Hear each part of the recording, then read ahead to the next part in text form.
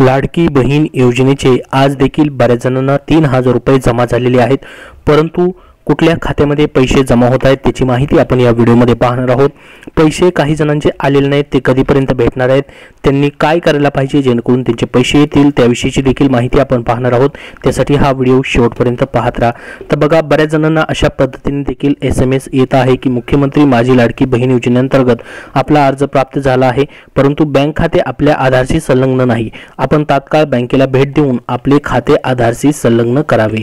तर बघा, हे पहिलं रिझन आहे, ज्यांचे पैसे आलेले नाहीत, त्यांचे ज्यांचं बँक अकाउंट जे आहे खात्याशी लिंक नसेल तर त्यांचे पैसे आलेले नाहीत। ज्यावेळेस त्यांचं बँक अकाउंट खात्याशी लिंक होईल त्यावेळेस त्यांचे पैसे देखील जमा होणार आहेत, ज्यांचे आलेले नाहीत अजून त्यांचे।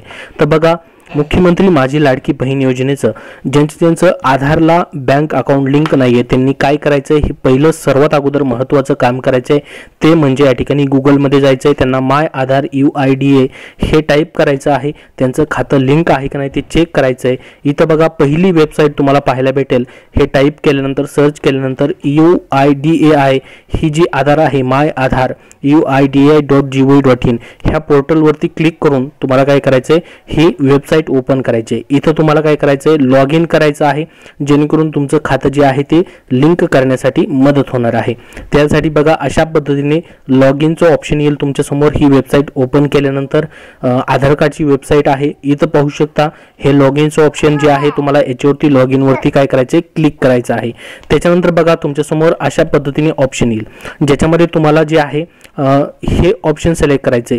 तुमचं लॉग इन झाल्यानंतर बँक सीडिंग स्टेटस जे आहे ते तुम्हाला या ठिकाणी पाहायचं आहे, जेणेकरून तुमचं आधार कार्ड बँकेशी संलग्न कोणत्या अकाउंटशी आहे ते तुम्हाला पाहायला भेटेल।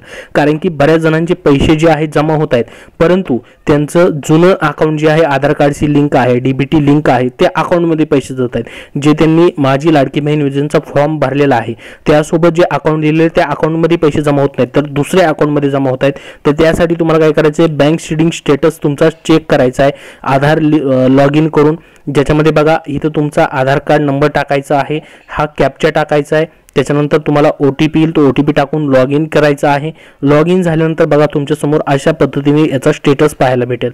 इथं तुमचा आधार नंबर दाखवेल आणि कुठलं बँक अकाउंट जे सीडिंग आहे ते तुम्हाला या ठिकाणी दाखवणार आहे। बघू शकता या ठिकाणी बँक सीडिंग स्टेटस ऍक्टिव्ह असला पाहिजे, परंतु या ठिकाणी कुठली बँक आहे तुम्हाला पाहायचंय। आता तुम्ही लाडकी बहीण योजनेसाठी जे बँक अकाउंट नंबर दिलेला आहे ते बँक अकाउंट आहे की दुसरंच या ठिकाणी लॉग इन झालेलं आहे, दुसरंच या ठिकाणी बँक अकाउंट सीडिंग आहे का ते तुम्हाला चेक करायचं आहे। या ठिकाणी बघू शकता, जर तुमचं दुसरं बँक अकाउंट या ठिकाणी सीडिंग दाखवेल म्हणजे संलग्न दाखवेल तर त्याच अकाउंट मध्ये तुमचे पैसे जे आहेत जमा होत आहेत, लक्षात राहू द्या। त्यासाठी या ठिकाणी तुम्हाला लॉग इन करून चेक करायचे कुठलं अकाउंट या ठिकाणी आहे। जर तुम्हाला या अकाउंट मध्ये पैसे हवे नसतील तर तुम्ही बँकेत जाऊन नवीन अकाउंट या ठिकाणी जे आहे आधारशी संलग्न करू शकतात। या ठिकाणी आधार कार्डच्या वेबसाईट वरती जाऊन चेक करायचं, इथं जर तुमचं अकाउंट सीडिंग असेल, आधार लिंक असेल तरच तुम्हाला याचे पैसे जे आहेत अशा पद्धतीने जमा होणार आहेत। आता बऱ्याच जणांचे अजून क्वेरी आहेत, लाडकी बहीण योजना जी आहेत पैसे आलेले नाहीत, अप्रूव्ह फॉर्म झालेला आहे, त्यांची देखील क्वेरी आहे। ते म्हणतात की आम्ही फॉर्म भरलाय, अप्रूव्ह झालेला, परंतु पैसे आलेले नाहीत। तर बघा, तुमचे पैसे एक तर या ठिकाणी तुमचा अकाउंट आधारशी संलग्न असेल तर तुमचे पैसे येऊन जातील। कधीपर्यंत पैसे येऊन जातील तर 17 ऑगस्ट पर्यंत सर्वांचे पैसे जे आहेत या ठिकाणी जमा होणार आहेत। ज्यांचे आधार सीडिंग प्रोसेस मध्ये आहे त्यांनी 16 किंवा 17 ला पैसे जमा होणार का, तर बघा, आधार तुमचं लिंक झालं, सीडिंग झालं की लगेच तुमचे पैसे जे आहेत 17 तारखेच्या आतमध्ये तुमचं आधार संलग्न झालं किंवा सीडिंग झालं तर तुम्हाला पैसे जमा होतील। जर नाही झालं तर सप्टेंबर मध्ये त्यांचे पैसे जे आहेत या ठिकाणी जमा होणार आहेत। त्यानंतर बघा, बऱ्याच जणांची क्वेरी आहे की अकाउंट नंबर माझी लाडकी बहीण फॉर्म मध्ये दिला, त्यात बँकेला DBT लिंक नाही आहे पण दुसरा बँकला अकाउंट आहे, म्हणजे काय याचं सजेशन करा। बघा, काही जणांनी फॉर्म भरताना वेगळा अकाउंट नंबर दिलेला आहे, परंतु DBT जे आहे, DBT म्हणजेच या ठिकाणी आधार लिंकला त्यांचा दुसराच अकाउंट नंबर जुना लिंक आहे। त्यांनी कधी स्कॉलरशिपसाठी वगैरे किंवा इतर योजनेसाठी कधी फॉर्म भरलेला असेल, त्यासाठी इतर योजनेसाठी त्यांचं दुसरंच बँक अकाउंट लिंक असेल तर त्याच बँक अकाउंटमध्ये तुमचे पैसे जातील। तर ज्या बँक अकाउंटमध्ये तुम्हाला पैसे हवेत ते आधार लिंक करणं गरजेचं आहे किंवा त्याची DBT करणं गरजेचं आहे, त्यामध्येच तुम्हाला पैसे येतील।